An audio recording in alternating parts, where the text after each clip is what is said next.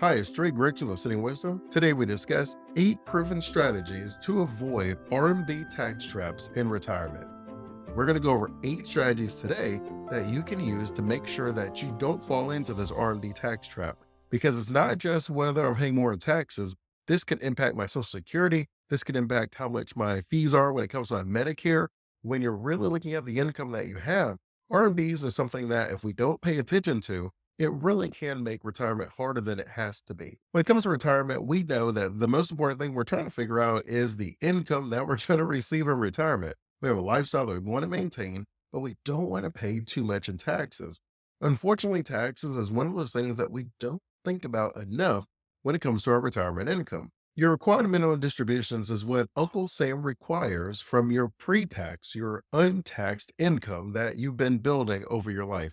You're able to take tax deductions when you put the money inside of your 401k or your Roth or your 403b, really any pre-tax investment assets. All of these are just simply places that you put your money that has not been taxed yet. And because of that, Uncle Sam is worried that you're going to leave the money in these accounts and Uncle Sam will never get to collect taxes on your money. That keeps Uncle Sam up at night worried. And so they created this idea that they said, hey, how about we create required minimum distribution? That way, when they reach a certain age, no matter what's going on, they have to take out a certain amount of income or we're going to penalize them. The penalty is currently set at 25% of whatever the amount that you are supposed to take out is. So Uncle Sam is going to collect money from us no matter what. And so when it comes to your RMD strategies, that can sometimes put us in a higher tax bracket. Sometimes that can have us taking money out that we really were trying to leave to our heirs. That can have us doing things that we just simply didn't want to do. But don't worry. I'm going to share a case study where we'll simply be able to look at the numbers. I'm going to place them up on the screen as we go through them. And that will give you the visual where you're able to say, okay, I see how this can work. I see why this matters. So first, we're going to talk about Roth conversions. So whether you are talking about a backdoor Roth, whether you are just putting the money inside of a Roth normally, right now we have the ability to take money from a pre-tax account at any year that we desire and roll it into a Roth IRA. And so the thing about your Roth IRA is it does make it a taxable event. Because of my traditional IRA, the money went in there pre-tax. So that means I have not paid taxes on it yet. When I convert into a Roth IRA, while that is tax-free income in retirement, which we all love, if I'm going to retire, I would like my income to not be taxed when I receive it. Yes, please. But we do have to keep in mind that Uncle Sam does want to collect taxes at least once on that income. So that income, when we roll it over, we do pay taxes at whatever our normal income tax rate is for that particular year. But now that money is no longer inside of the required minimum distribution. Uncle Sam's fear, as we mentioned, is that we're going to leave the money in there and he'll never get to collect taxes on it. Because I did the conversion and I've paid taxes on it this year, Uncle Sam now has a sigh of relief. He says, okay, Dre's not trying to pass this wealth to his children without paying taxes on it. So now I've already collected my tax revenue. I'm not worried anymore, so I'm going to leave Dre alone. So, an example of this, let's say we have $500,000 inside of our traditional IRA at age 60. And we'll assume a 5% annual withdrawal rate until age 73. And then the account would grow to $896,000, about $900,000. And then your first required minimum distribution would be $32,727. And we're using the life expectancy factor of 27.4. So there's two tables. I won't go into much detail on that in this particular video, but I do have another video where I do go through required minimum distributions and how to calculate it. And so then that would put us in a 24% tax bracket, which is going to be $7,854. If we perform a Roth conversion, so we convert $100,000 of this 500,000 every single year over 5 years, well, now we're able to stay in a lower 22% tax bracket. So we have $22,000 in taxes per year, which will total $110,000. And this reduces your traditional IRA balance to about $445,000 by the age of 73, when our required minimum distributions are going to be starting. So because we cut the balance in our traditional IRA in half, we cut our required minimum distributions in half as well. So now our first RMD is $16,241. That will be taxed at 24%, which is about $3,898 in taxes. And so you can see that we basically cut our taxes in half in retirement. Now we have paid the taxes. So Uncle Sam is a man. We just paid it in the years earlier in our retirement. Because what ends up happening and what a lot of us overlook is when I'm 73, I may have money coming in from a pension. I may have money coming in from an annuity. I may have income coming in from my required minimum distribution. And I may have money coming in from Social Security. If you add all these streams where you don't get to turn any of them off, the money is coming in no matter what, whether you need it or not, that can push someone into a higher tax bracket and they literally don't have anything to do with the money. They're just collecting the money because they've already set it up this way. All these streams of income are coming in. They're very happy as far as their retirement plan is concerned. But from the tax perspective, we're less than thrilled because now Uncle Sam is going to require us to take these required minimum distributions where we wouldn't take it out. The money that's in our normal investment account, we don't have to touch that, but we don't have the ability to turn off our IRA and other pre-tax accounts. That is the flexibility that we're always looking for in retirement because I would like to be able to make the best decision for me. I don't want Uncle Sam making the decision of how much income I need to take out. And I definitely don't want to give him 25% in taxes because I'm not taking out the required minimum amount. That leads us nicely into number two, which is strategic withdrawals before the required minimum distribution age. So, what you're going to notice in most of these strategies is we probably have about 10 years to figure out what we're going to do before my first required minimum distribution. So, if I start at 55, then I have a little bit more time. If I start at 60, I have a little bit less time. If I start at 65 or 70, then my time's cut even shorter. But whatever the strategy is, the goal is to have the income moved from any account that is required to be taken out. And then I'm able to have a little bit more flexibility when it comes to my required minimum distribution. So when you're looking at your withdrawal strategy, there's a few ways we could do this. We could take the money out of our taxable account first, which could be your brokerage accounts and other accounts that you put the money in, and there was no tax savings, no tax deductions of any kind. You could have your pre-tax accounts or your tax deferred accounts is another way that you may hear them worded. And all that means is that the money that we put in there, it was placed in there when we were able to take a tax deduction in the past and it grew tax deferred. So we haven't paid taxes on the growth yet either. But now we take the money out, Uncle Sam is going to have it taxed at our normal income tax rate. And so we have to be able to deal with that when it comes to withdrawing from those accounts. And then the third option you normally have is your tax-free accounts. So this could be municipal bonds. This could be your Roth IRAs. Anything that you have money that you will receive tax free, that is your third bucket that you'll be able to take your money out.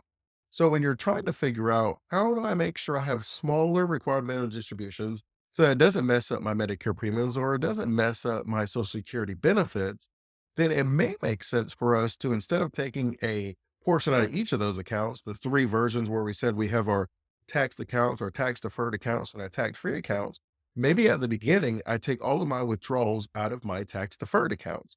So instead, I'm not going to touch my tax free account. So I allow my Roth and my other accounts to continue growing tax free. And because I'm not taking money out of my tax accounts, now they go from being in there less than a year and being taxed at my normal income tax rate because they are seen as your traditional income, not long term investment. But if you leave it in there for a year and a day, well, now it gets taxed at the much more favorable capital gains tax rate. That now allows me to be in maybe a 15% tax bracket in those when I'm further into my retirement. So because I'm starting with my tax deferred accounts, my 401k, my 403bs, my TSA, and my different tax deferred accounts, well, now when I have my required minimum distributions at 73, it's not impossible that those accounts don't have anything in it. My tax deferred accounts have $0. I exclusively took all of my withdrawals for my first 10 years from those accounts. That is not impossible to happen. But depending on what the tax situation looks like, maybe we can't take all of it out where it doesn't make as much sense, or at least it's not as good of a benefit. Instead, what we might do is we take a portion out where now we're able to lower significantly what my required minimum distribution is because I don't have all of my money inside of my 401k in my retirement. And at least I've been able to move it out before I hit that required minimum distribution. So in this example, what we'll do is let's say that we withdrew $40,000 per year at the age of 62 for 10 years, all before the age of 73 when I have to start taking that required minimum distribution. And so instead of waiting, you withdraw and pay taxes in a lower 22% tax bracket of about $8,800 a year, and that will total $88,000. Without early withdrawals, your RMDs at age 73 could total $50,000 per year, taxed at 24%, which would be about $12,000 per year. which ends up creating a tax savings of about $3,200 a year post RMDA. Number three on the list is we have a qualified charitable distribution. And what I'm going to do is I'm make the numbers nice and easy for me. Let's say that you're required to take $10,000 out per year, and that would be taxed at 24% tax bracket, which would be $2,400 a year. But instead of you taking the RMD out and using it as your own personal income, what if you donated the RMD to a charity of your choice, as any 501c3? It could be the college that you went to, your alma mater. It could be the college that your kids are going to, or you're just trying to help them get in there. Whatever that looks like, you can donate the money directly to that university, or you can donate the money directly to a hospital or a church, a synagogue, a mosque, whatever 501c3 or at least government recognized organization that you can donate this money to. Now, what ends up happening is, yes, you've achieved your required minimum distribution. You took the $10,000 out of the account, just as Uncle Sam wanted, but because you gave it to a charity, you don't have to pay income taxes. That's not your $2,400 bill. It is technically the charity's $2,400 bill, but because they're 501c3, they don't have to pay taxes on that $10,000 either. They are not taxed by the government, so that ends up being a win-win. We're able to donate to a charity, whatever that RMD would be for that year. Obviously, the strategy only works if you don't need the money. Naturally, if you need the money, then we're not even having this conversation.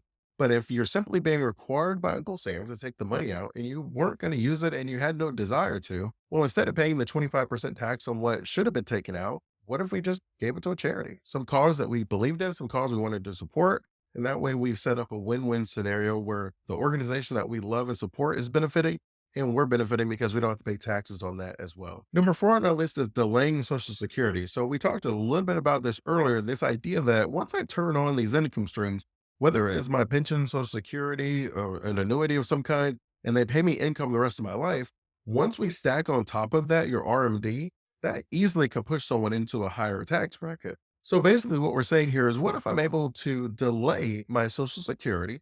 So let's say I needed $40,000 out per year from 62 to 70. What if I took all of that from my IRA? Well, now I'm able to take the money out of my IRA or my 401k, wherever the money is that's pre-tax. And then that is the $40,000 that I use. And then as a result, I get two benefits. One is my Social Security has now increased. So instead of me receiving $20,000 per year, if I took Social Security at 62, if I wait till 70, now I receive $35,000 per year. So now from 62 to 70, there was a couple of choices that I was able to make. Number one is I could have done those Roth conversion. I didn't necessarily need the extra income, but I was able to withdraw them from my IRA account. So now I don't have RMDs. And then I put it in my Roth, which is my tax-free account, which is always nice. If I can have tax-free money in retirement, why wouldn't that be a win? When I need my money the most, it's not being taxed. I just get to receive it and spend it. Also, when I'm trying to pass on a legacy, and we'll get into this a little bit later, there are restrictions on who receives the IRA and how quickly they have to drain the account out. And we'll talk about that a little bit later, where my spouse is able to have a lot longer than my children would when it comes to the distributions that they have to take, which could push them into a higher tax bracket. So now that I'm able to delay my Social Security, I was able to spend down that account. If I wasn't able to delay it all the way out to 70, well, maybe I was able to at least spend down some of the account where I was able to delay another year or two or three, where now instead of me getting Social Security early at 62, I'm able to wait till my full retirement age of 66 or 67, depending on what year you were born, where I've still increased my Social Security income in a way that I do receive that benefit the rest of my life. But I've also been able to reduce some of those RMDs, so I'm not as worried. I have a lot more flexibility when it comes to my retirement later and which income streams I want to take advantage of in the most tax efficient way possible. And that does lead us very nicely into number five, which is tax efficient investments. For this example, let's compare a municipal bond. Think of a municipality, a city, or your local government. They will allow you to invest in their projects and you'll receive tax-free income. That is going to be a benefit that we have in retirement. Or you can invest in a corporate bond, which is debt that a corporation owns. Well, that is going to be taxable income. So let's say we had $200,000 that we could have invested in either asset. And if you're able to go in a tax-free asset, and let's say we get about $8,000 per year as far as the income stream that we're able to receive. So in your municipal bond, that is $8,000 that you're able to receive tax-free. If you had it in a corporate bond, that $8,000 could have been taxed at, let's say, a 24% tax rate. Well, that is about $2,000, $1,920 in taxes. If we're able to have some tax efficient investments, we can start having some of our income streams completely tax free. We talked about the Roth, but we also could invest in municipal bonds where the government is incentivizing us to invest in government projects and we get to receive that money tax free in retirement, which again, I think is what we're all looking for. We don't want our income streams taxed when we need it the most. It would be nice to have tax free income in retirement where you don't have to calculate taxes. We don't have to figure out how much money we're actually going to receive because there's a lot of people who don't consider what they're paying in taxes. And as a result, they actually don't have enough money invested and saved for their retirement income and lifestyle that they were thinking about. And so if we have tax-free income, then the number that we're calculating is the most accurate. I'm going to receive this money tax-free. It's rainbows and skittles. Life is a breeze and we're enjoying ourselves on the beach or reading a good book in our backyard. Number 6 is your health savings account. You guys know I love your health savings account. It's seen as the triple tax benefit. And one of the cool things about your health savings account is the money goes in tax deductible, which is very nice. That means when I put the money in today, it's not counted as taxable income, which is going to be a tax deduction for me today. The money grows tax deferred. So that's the second benefit. The money's growing in this account and I'm not being taxed on it every single year on the growth. And then you can receive the money tax free in retirement. You heard me right. This is going to be the only stream. I always say Uncle Sam wants at least one bite of the apple, but your health savings account is the one account that Uncle Sam will concede and take no bites of the apple, that you can give yourself tax-free money in retirement. The only requirement is you do need to have a high deductible plan. If you have a high deductible plan, then you're able to put money inside of this health savings account. It rolls over every single year. Unlike your flexible spending account, that amount does not roll over every single year. And as long as we're not using it, and you know that your health expenses is going to be one of the largest expenses that you have in retirement, we know that 7 out of 10 people have at least one long-term care episode, so we can pay for that. We know that the average person over their lifespan of their retirement is going to spend about $175,000 in retirement, which means that the average couple is going to spend about $350,000 to $400,000 in retirement. So we have plenty of healthcare expenses. So if we put our money inside of our health savings account, instead of these accounts that have required minimum distributions, where the money is going to go anyways towards my healthcare expenses, I might as well get all the tax benefits of actually allocating it towards an account that is designed to pay my healthcare expenses. Now, the amount does adjust each year as far as what you can put in. So in 2024, you can put $4,150 every single year as an individual, and you can put $8,300 every single year inside of your HSA account as a family. The only thing that you do have to keep in mind is this account does not speak well with Medicare.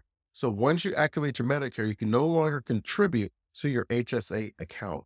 The account still is there. If you spend on healthcare expenses, the money still comes out tax free, but you cannot put any more money inside of your health savings account. Very important to remember that you don't start your Medicare if you plan on contributing to your HSA account. Number 7 on our list is rethinking your asset allocation. So we started talking about this a little bit earlier, but it's the idea that I have money inside of a tax account, I have money inside of a tax-free account, I have money inside a tax-deferred account. I get to decide which account I'm going to withdraw my money from every single year. And if you rethink it, where if I have my money coming from my tax deferred account, well, that money is always going to be taxed at whatever your normal income tax rate is because the money wasn't taxed yet. The money went in tax deducted and the money grew tax deferred. So it's your normal income tax when it comes out. If I have my money inside of a taxed account, then that means it's my after tax investment. It's a very fancy way of saying that I received the money after Uncle Sam has taxed it. And because it has been taxed once, I now have a little bit more flexibility of how that income stream is taxed in retirement. If I invest in normal assets in the stock market and it's there for a year and a day, well, that's capital gains. So I can have a 10, 15, 20% tax rate, which is going to be lower than most people's traditional income tax rate.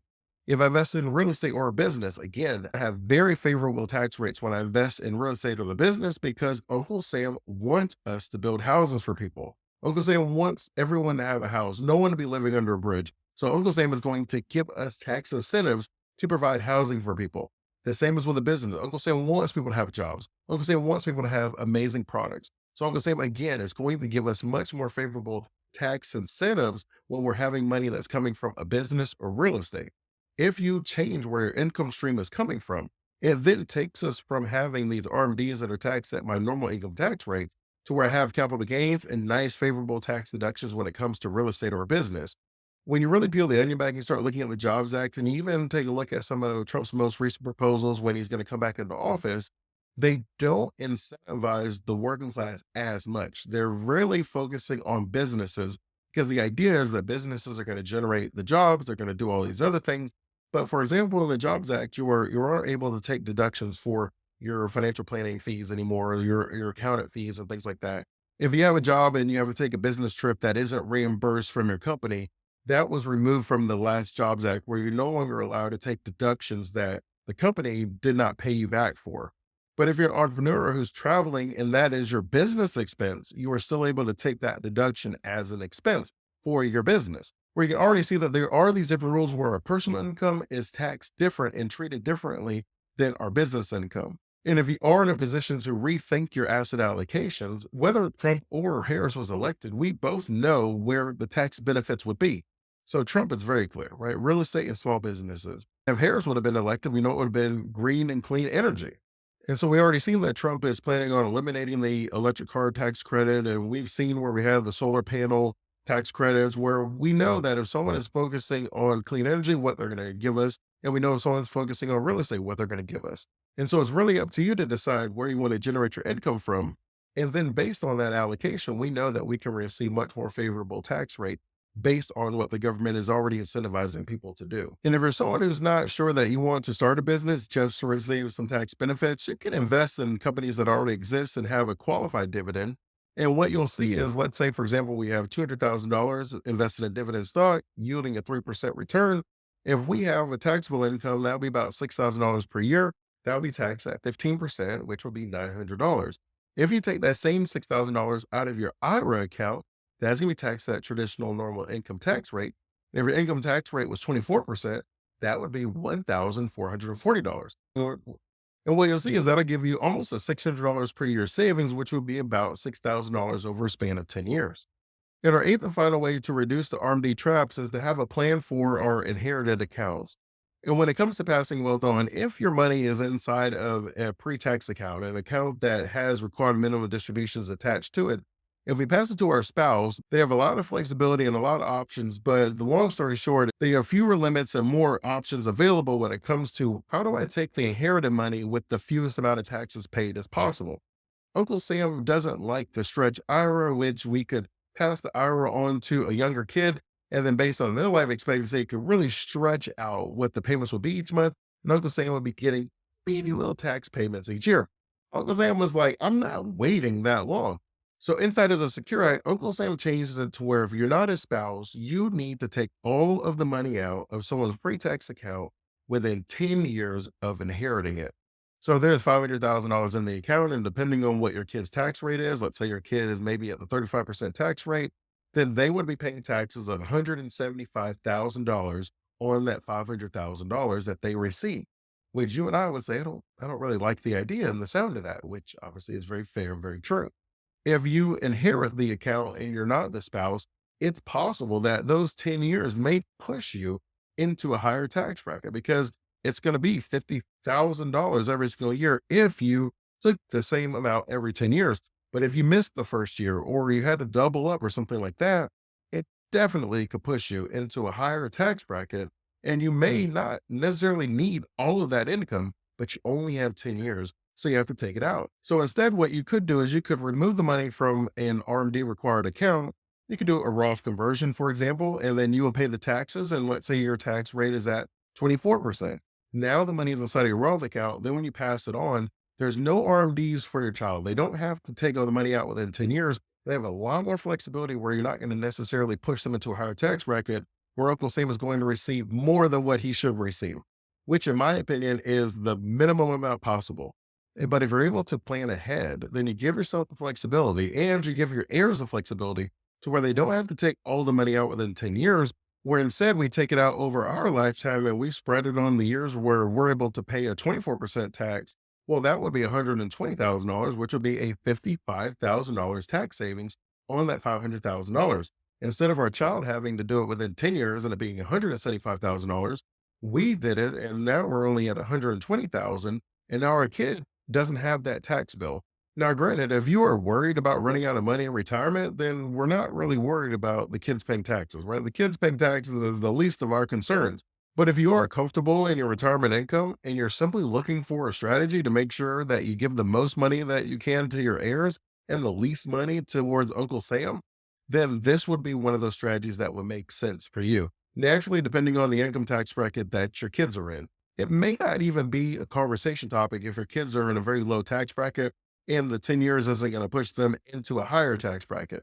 But I'll put the tax brackets up and you can see that it's very easy to be moved into a higher tax bracket in the lower ones. It's a lot harder when you're in the upper bracket. So, of course, it depends on where your children are at. And what I'll do is I'll put a chart out where we can recap the total savings of these 8 strategies just with those amounts that we went over. And you can see that it varies and it always does. But by applying one or more of these strategies, you can optimize your retirement savings, reduce your RMD tax burdens, and reserve more wealth for future generations. If you'd like to have a discussion on how you can do this your own retirement plan, I always invite you to have a conversation with me. I'll put a link in the show notes if you're interested. If you found value in this video, I'm always thankful for your time. I don't take it for granted. I simply ask that you like and subscribe so you can continue receiving valuable insights on how to create your own wealthy retirement system. Until next time, stay safe and enjoy life.